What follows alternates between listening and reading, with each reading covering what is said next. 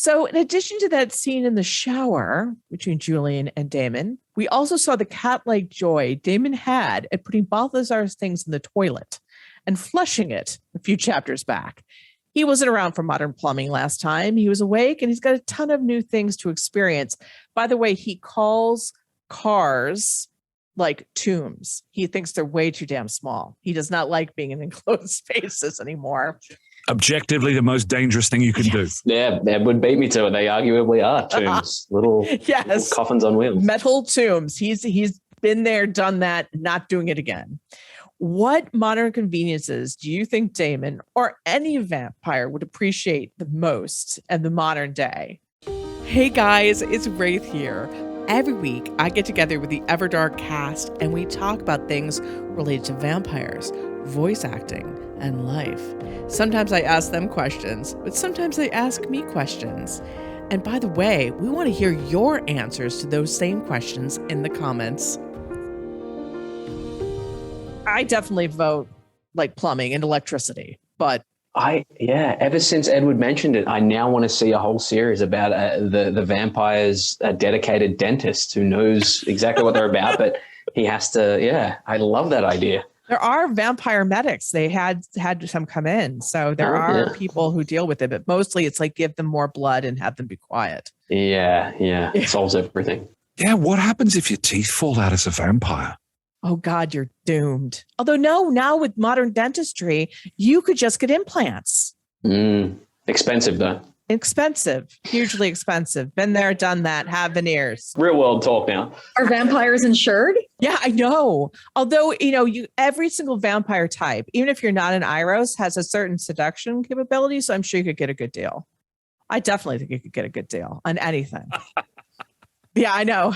It's like I need a good deal on dentistry any day. So, Raythe, you trying to say that vampires would like eBay or was it Craigslist? Craigslist, you just get someone to come over to your house to be sucked on? That'd be brilliant. It would be totally brilliant. Tinder? Right? Grindr. Grindr? Oh, yeah. There's 100%. There is an app where they're just swiping through acolytes where they're like, tasty, tasty, tasty. I think there we go. We've just hit a new idea for the series. Readers or listeners, let us know what you think. How many of the apps actually have vampires behind them? And is there a combined Grindr Uber Eats thing? Exactly. Yummy. Datavampire.com. Nice. That would be good. I like it. And then you start to get into the reality television of like vampire wants a husband or vampire wants a wife sort of thing. And you start having like Big Brother with vampires. Oh, so God. Popular. The Bachelor for vampires? Yeah. Who will be the immortal chosen one? That is Vampire so true. Island. Yeah. They would be talk show hosts, you guys. They would be. They would totally be. And commentators? They would gossip about them. Oh, yes. In the 3rd century. And then I think, it's interesting that Christian's parents are actually his father's historian. Mm-hmm. And if you just think about what a historian would do, having someone in front of them that has lived this, I think that would upend everything. It's sort of like Jurassic Park, but for history. It's like you don't have to guess. You can know. Yeah. Or you could be very disappointed, couldn't you? Because you have someone like Balthazar being like, fashion was shit. No, nothing really happened. It was the shoes were terrible and nothing was comfortable. And there was literal shit in the streets every time you'd walk down the cobblestones. Yeah. I think that I've been playing Dying Light 2, and they had this person who was like a perfume maker, and they said, I had the privilege to live during the 1 century where humans smelled good. And I think that's something to be said because vampires smell everything. So now at least they can smell floral scents and fabric softener. Well, I'm going to kick us off then. I think for Balthazar, the greatest invention is definitely going to be, Damon, is going to be plumbing. Because can you imagine putting your mouth on a dirty person? Oh, God. Yeah. Uh-huh. Mm-hmm. My stomach churned just when you said that. Yeah, we've all been there.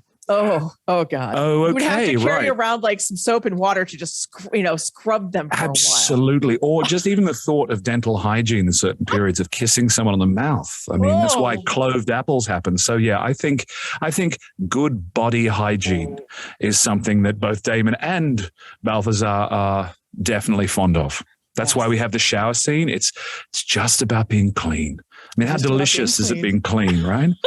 To think that you have a bath once a week in some periods and less in others. Oh. Once a week, if you're lucky. Well, they said that the English were worried about the Vikings taking all their women because the Vikings were very much more sophisticated and bathed every day. It's a constant fear. A common fear, is it, that the Nords are going to come over and take your women? Still, all the time, yeah. That's what everyone thinks. Also, how can you have the flowing locks? I mean, part of this is the amazing flowing locks and the gorgeous lips and the beautiful skin. But just think of the skin infections and the funguses and the bad hair. No, I think personal hygiene. I'm going to say as Damon and Balthazar, personal hygiene. Boom. It explains Balthazar's finickiness. I definitely about now. Like he's Yes. very clean, utterly clean. Yeah, I'm not putting my mouth on that. I'm not. Yes. Wouldn't eat him with your mouth, Arceus. No.